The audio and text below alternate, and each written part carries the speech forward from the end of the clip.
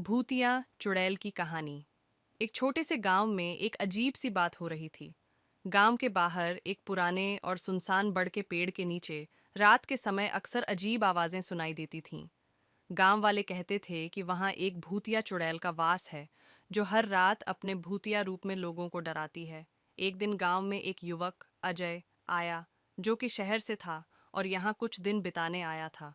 उसे इन अफवाहों पर विश्वास नहीं था और उसने निश्चय किया कि वह रात को उस बड़ के पेड़ के पास जाएगा, ताकि वह खुद देख सके कि ये सब केवल गांव वालों की काल्पनिक बातें हैं या कुछ और।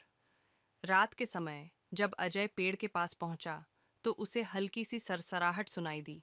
हवा तेज चल रही थी और पेड़ की टहनियाँ आपस में रगड़ रही थीं, जिससे अजीब आवाजें निकल रही थीं।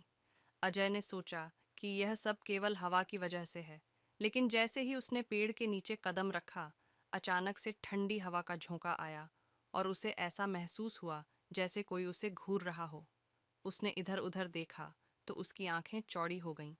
एक महिला का साया पेड़ के पास खड़ा था, जिसका चेहरा बुरी तरह से विकृत था।